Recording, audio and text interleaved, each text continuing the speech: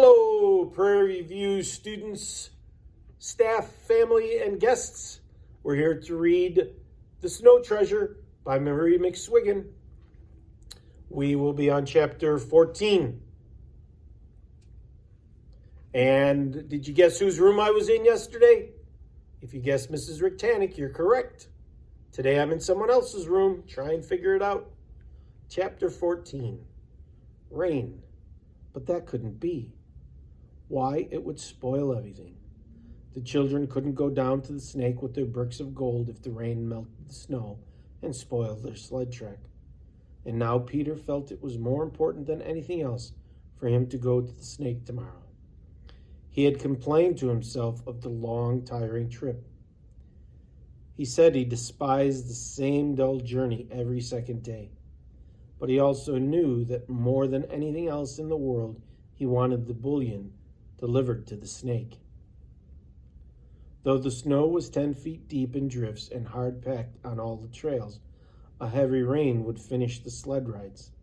The mountain itself would be turned into a cataract. One could be swept along and could even be drowned in the raging, rushing of water. It could be snow, Peter told Pargarson. No, rain, the servant said flatly. See for yourself. Peter had no need to stretch out his hand for the raindrops. They were on his hair and in his face.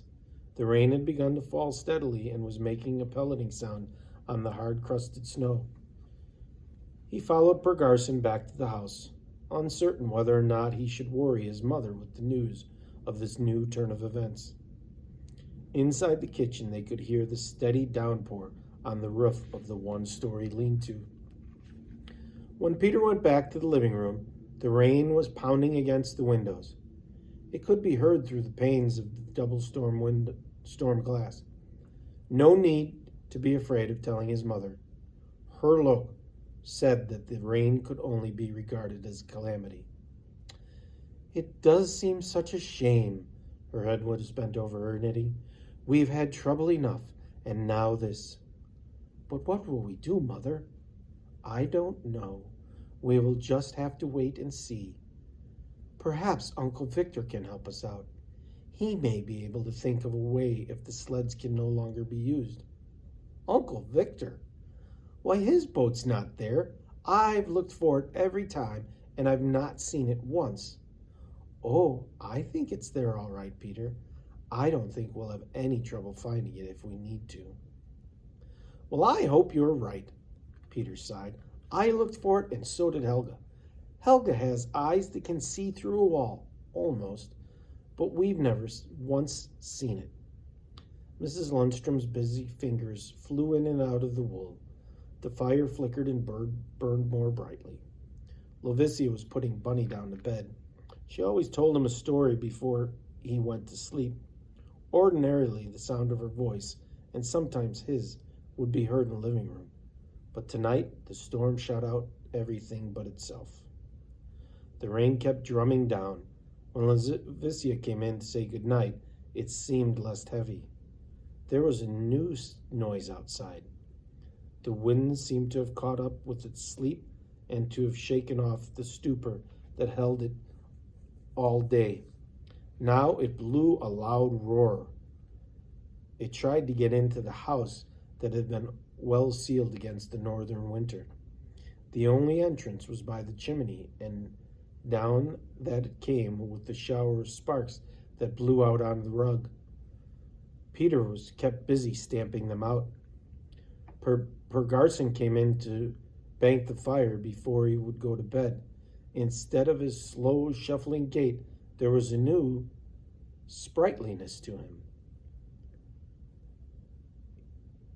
Use some of the liniment for your rheumatoidism, Mrs. Lindstrom said. I'll rub it in for you. Is no need, I think. Another great blow drove a gust of hot air into the room. Pargarson's thick-soled shoes stomped up and down, beating out the big embers that had blown almost across the blackout curtains. I fetch a screen for the hearth, he spoke gleefully. Perhaps it would be safer if you put the fire out, Mrs. Lundstrom suggested. Oh, but the cold, You'll die of the cold in the morning. Don't worry, I fix it. Neither the house burns down nor you freeze to death. Mrs. Lundstrom put down her knitting. Why, Per Garson, she looked up smiling, I believe you know something. Ja, my bones, they tell me there'll be a change in the weather. The rain turns to snow. My shoulder says, by midnight, all will be as you've never seen it, something you've not seen in your time. He spoke happily, but there was just a trace of scorn in his tone. It was scorn for all who had not lived as many years as he. Tomorrow you will see you never known nothing about. For this late in April, a blizzard.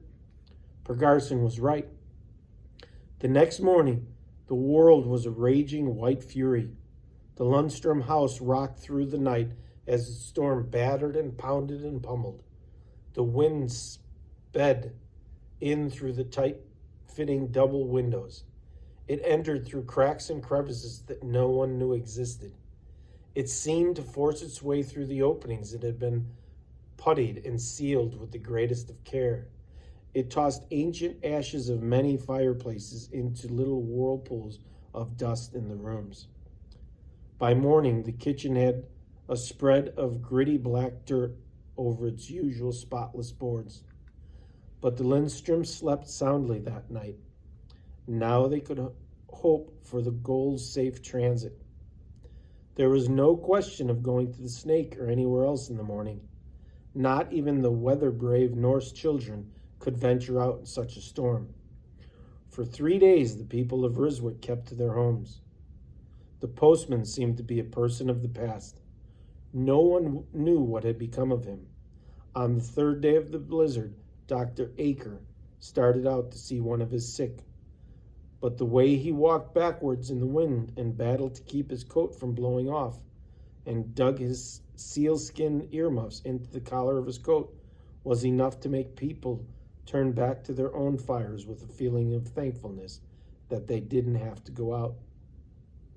There was food aplenty in all the houses. No one needed to worry about a neighbor going hungry.